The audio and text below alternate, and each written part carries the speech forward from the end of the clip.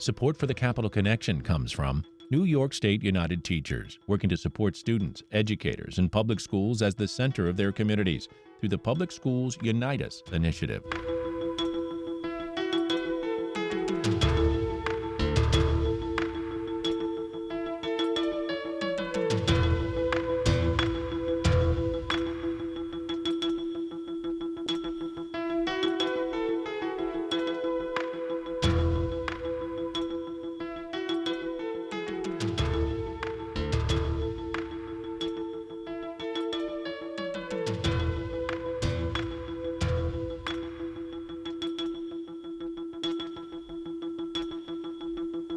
It's the Capital Connection. Hi, I'm David Gustino. With us this week is Nick Rangel. She is the executive director of the Legal Aid Society of Northeastern New York. You can find them at www.lasnnny.org. And they serve the constituents of 14 New York State Assembly districts and 8 New York State Senate districts in the Northeastern New York. Nick Rangel, always a pleasure. Welcome back to the Capital Connection. It's really wonderful to be here. Thank you so much. I wanted to start with your mission statement. And what you do, quite frankly, is civil legal aid, a combination of services and resources that helps people to effectively navigate the justice system in civil cases. Essentially, you're a law firm for poor and low-income people. You provide free assistance and representation in civil non-criminal cases. There's no cost for any of the services they provide, and you believe that everyone has the right to equal justice regarding the ability to pay. Now, equal justice, inclusiveness, equity for all, the idea of diversity, equity, inclusion is within your own mission statement, and I bring it up right off the top because that's what the Trump administration is trying to get rid of. Diversity, equity, inclusion. This is a serious issue and one that you've been fielding questions on since the orders came through. Yes, of course. And I've spent countless hours reading and analyzing and researching the executive orders on this topic. There's a theme to the executive orders. There's the start, it kind of sets out an opinion or position, some concepts that the president holds near and dear, and then it gives directives to its cabinet to execute based on that lens, that new lens that's being applied to current and existing law.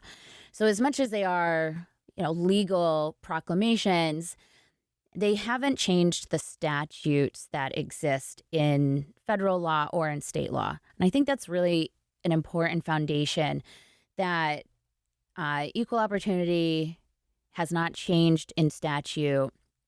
Anti-harassment and discrimination laws have not changed in statute.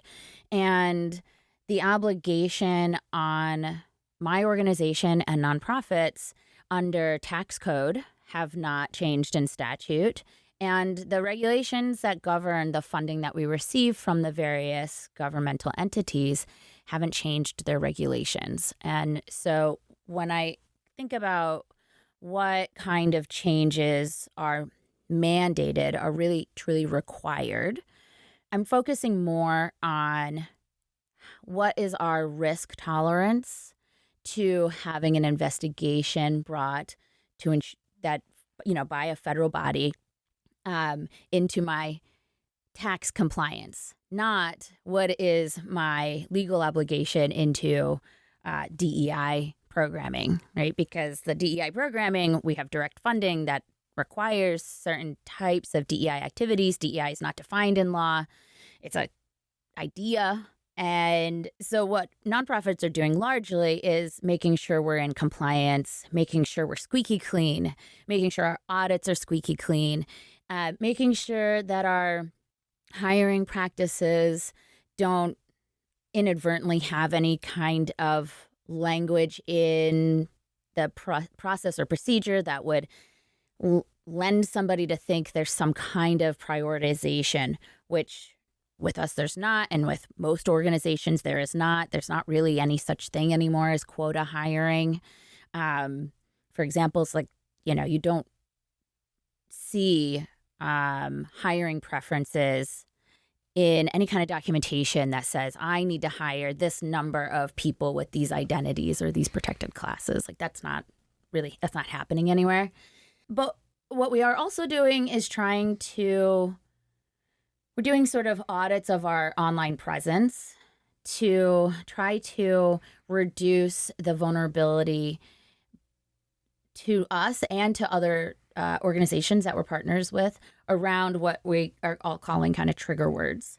And so there are conversations around having a lower profile online on our website, which is not where most people learn about the deep-rooted community relationships that we have anyway, but changing some of the language on our like external communications on websites, but then enhancing and amplifying our work on the ground, doing more community building and relationship building, doing more interviews like this to talk about how important we believe and feel that equity and access to justice is crucial to the justice system universally and to the provision of civil legal services. So that's where our conversations, kind of intersect. Yes, we have to consider trigger words.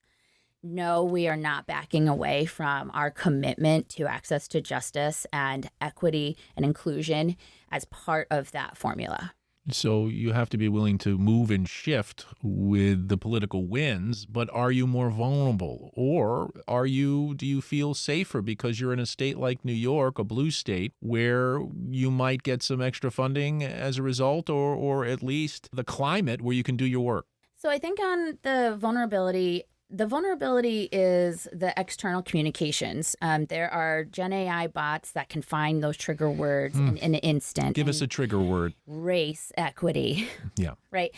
So they find that trigger word in an instant, and then they can identify the organization. They can find archived pages on that website. They can find edits to pages that were made through those tools. So you can't just take a page down or just edit a page. They know that we had a page that said race equity at some point, right?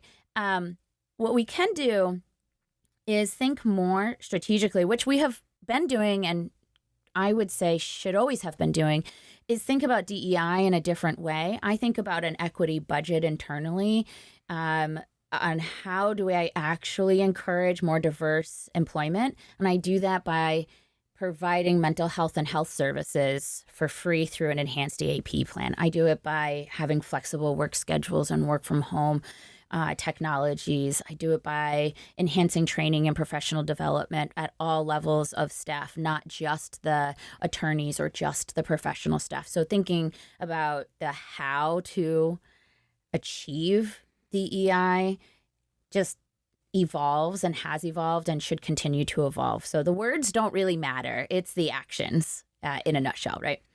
And we're talking about how do we make those actions more impactful and more meaningful.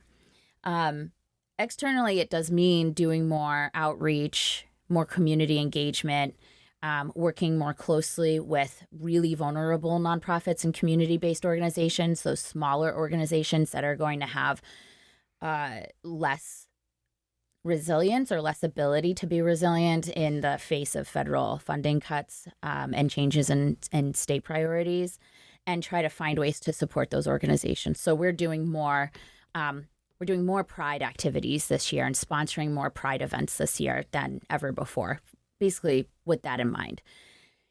As far as budget vulnerability, I don't think there is any level of response to DEI changes that will save anybody's dollars.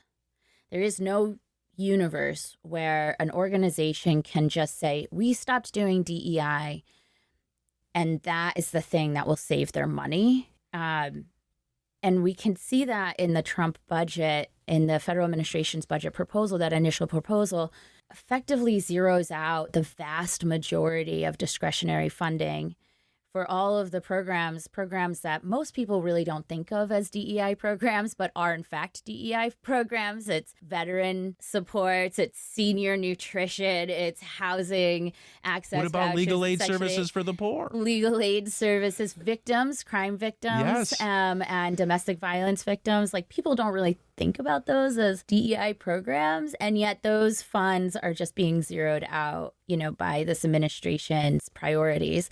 Now, we do see that, there's a long way to go before there's a federal budget. In his first administration, this was the budget we saw then too. He zeroed out everything that could be considered discretionary and then demanded dramatic cuts in even the non-discretionary funding, and then sent Congress out to go find those cuts. And so we have seen this playbook. I do think there are differences this time around compared to the first administration, that there is a stronger coalition that will demand a final budget that has deeper cuts than what Congress actually adopted in his first term.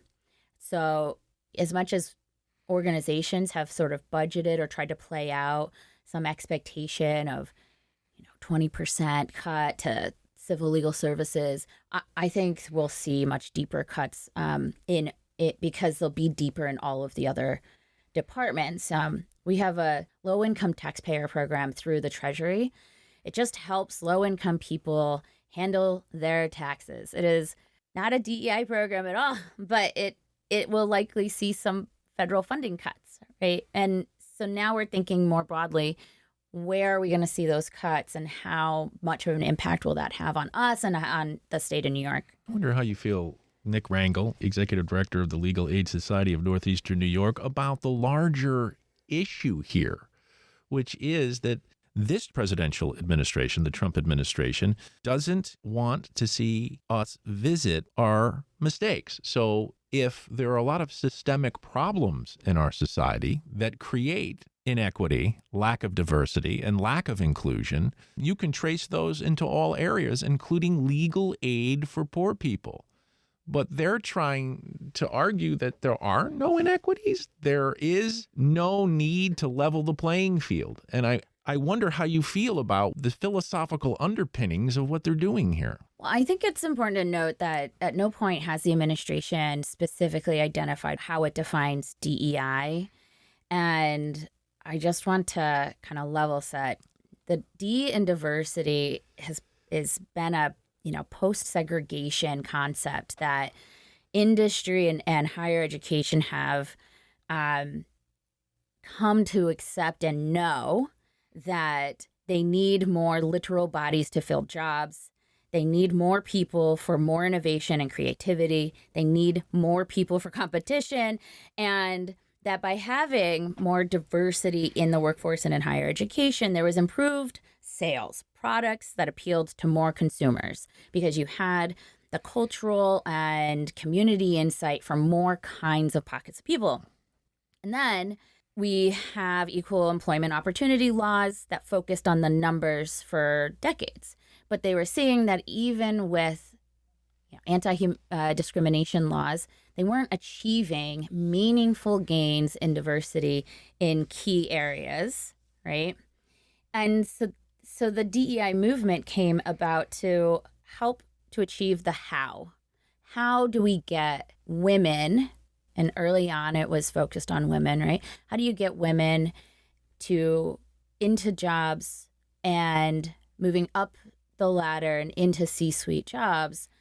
And that's where equity and inclusion start to become part of that conversation. And we all watched Hidden Figures, right? The movie about Black women who were instrumental in NASA science and computers, right?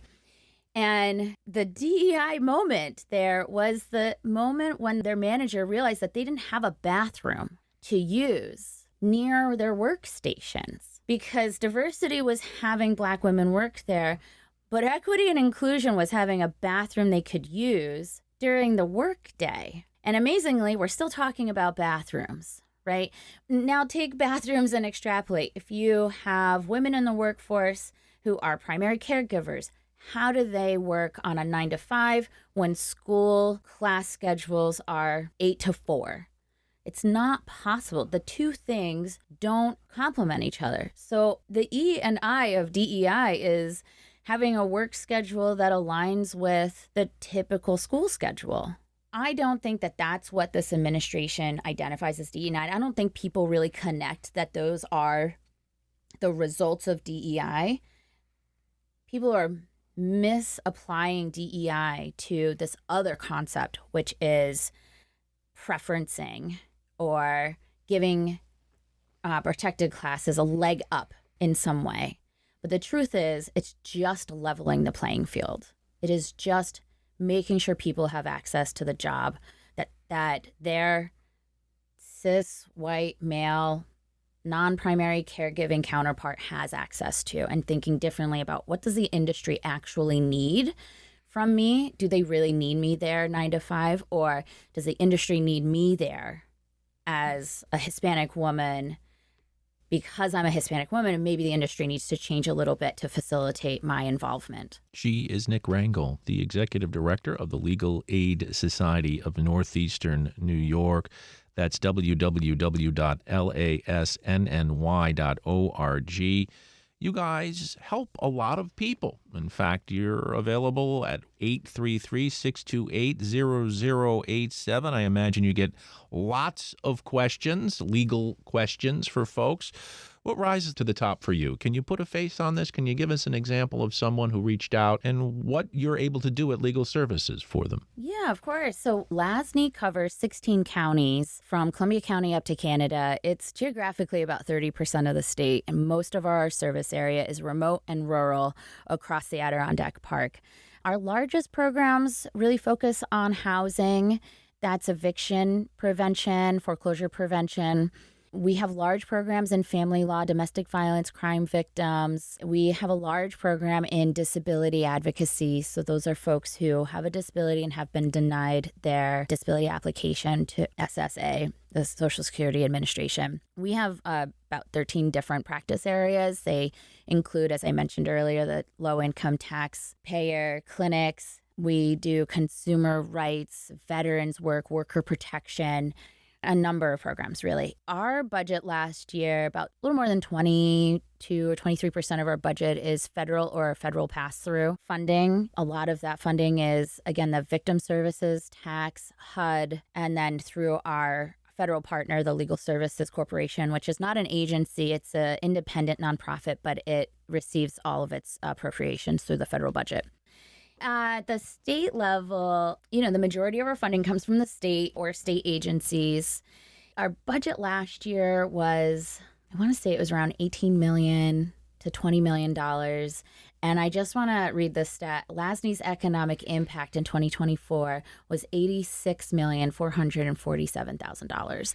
That's the money that we saved taxpayers by both bringing in federal funds that were due to New Yorkers through our disability advocacy, helping keep people housed, keeping homeowners in their homes and paying their mortgages, defending workers who've been victims of wage theft, a number, helping families get started after a divorce or a domestic violence incident, and addressing their custodial and child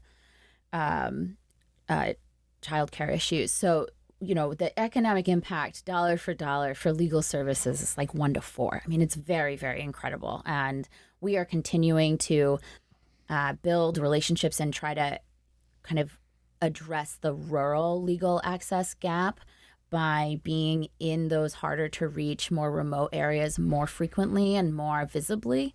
We're doing a strategic plan right now and hoping to identify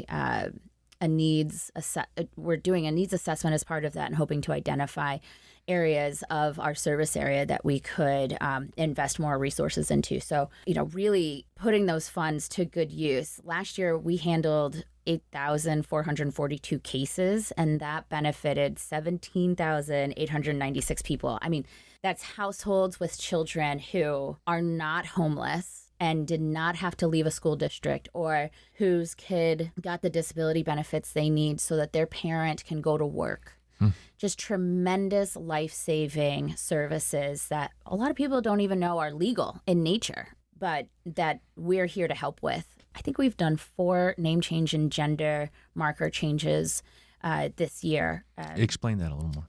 So we have funding and partnerships that support the name and gender marker changes for transgender people across our service area. Are you worried about that? Sure are. Sure, we are. And what I would say is, even though we are doing the work that our grant asks us to do, right, the people who are receiving those services are facing tremendous legal challenges to what the implication is of having a name that doesn't match a birth certificate potentially, or under this administration, a gender identity that wasn't assigned to them at birth, which at the federal level is at odds with New York state law and the New York state constitution. And this is complicated, and it leaves a lot of people in a legal limbo. Yeah, it sure does. And of course, you say you're covering about 30% of New York, but there are similar agencies, similar organizations across the state, right, that you can refer people to if that's where they should go for those services. There are hundreds of programs. I encourage everyone to start their search for legal help at lawhelpny.org. It is the universal legal service and support service, agency service, search engine for the state and for the country. So there's a law help in every state. Pro Bono Net is this really amazing organization. They support law help. And in New York, you just put your zip code in and it tells you, and then you can say, I'm looking for housing, I'm looking for domestic violence, I'm looking for tax help, I'm looking for veteran help. And it'll tell you every agency that serves your zip code. In most of our service area, there are not very many other legal service programs in our service area, particularly in the North Country. But in Rochester, there's tons. In the city, there's tons. And so I do just always encourage people to start there. And what about the fact that you've touted these statistics that show the money you're saving and the help you're providing in the community? A lot of organizations do that when they lobby legislators to show their impact and why they need their funds renewed. Doesn't lobby, we educate. Yes, you do. You are definitely seeking access so you can get your educational message across. But the bottom line is the bottom line. Will you see that $18, $19 million renewed in the budget? In the federal budget, we're anticipating cuts. For sure. And we've tried to game that out in our internal adopted budget and in our 3-year funding plan. Everybody's trying to game it out. It's really difficult to game that out. We started with sort of a 15 or 20% expectation of reduced funding by federal entities. As the year has progressed, it's looking more stark. I really can't tell where that lands. What is true is that the majority of the federal dollars we get for civil legal services helps red counties, essentially, right? The work we're doing in, let's say, Lasny, most of my service area is represented by Republican lawmakers. We're finding this out all over the country, by the way. Sure. And so most of the federal dollars that we receive at Lasny serves Republican counties. What about the state dollars? There are several scenarios. Currently, our state funding looks really promising. It looks really good. Our major state funders are through the homeowner protection, which was included in the governor's budget and in the one houses and looks really safe. Disability advocacy program, DAP program, that funding looks really safe. The judiciary funds look really safe. There might even be some new funding around kinship care legal services, which would be really fun. There's some new funding for housing access vouchers. The HAVP program, I think, is going to be included, which is, kind of an interesting project. It's kind of similar to the SAFE project that they adopted last year. It's got some seed money to see how it does. So how much are you getting from the state so far? So about 2/3 of our dollars a little more than 2/3 of our dollars come from directly state funds. You think they'll all be replenished? The way it looks right now, yes. What happens if the federal adopted budget severely cuts funding to the state of New York? That's a different universe. And there's not really a good way to game that out because of how impactful it could be, hypothetically, and then how much of that would be caught up in legal processes and procedures. Right? And the state budget process is, I think, a sign of that in many ways. They're not sure how this is all going to play out at the federal level. Will they be back in a special session? I suspect they will. If Congress passes a budget in the fall, then states will have to respond to that landscape change if it is substantial, which would likely mean a special in the fall. I think what's challenging is to see not just whether dollars themselves are cut, but if the administration is frustrated, if changing in staffing frustrates the purpose of the dollars. Social Security Administration has had staffing levels reduced at the federal level. They've had offices closed in our region, and then they've changed the in-person requirements. That's right. So even if funding stays substantially similar, we still are seeing people have a harder time accessing the benefits they have a right to have. Especially if your office is closed and you have to find another office further away that you have to be in person. Right. Exactly. Exactly. We have a client who was declared deceased by SSA, and they are in fact not deceased. And then they've had to go in person and prove that they are in fact alive and doing okay, but could be better if their benefits were not cut. And Wow. It's the administrative changes, I think, that have a more acute impact on individual humans, that they can't get to the office. They can't prove they're alive, Well, I can prove that you're alive here in our studio, and you are Nick Rangel, the executive director of the Legal Aid Society of Northeastern New York. We're going to get you back. We're going to find out how all this plays out. I know it's kind of pins and needles, and you're working hard. Nick Rangel, we can only hope you'll be back with better news next time. Whatever the news is, Legal Aid Society's been here for 100 years, and we will continue to do the work we do to the best of our ability. And I appreciate the time and seeing you here today. Thank you.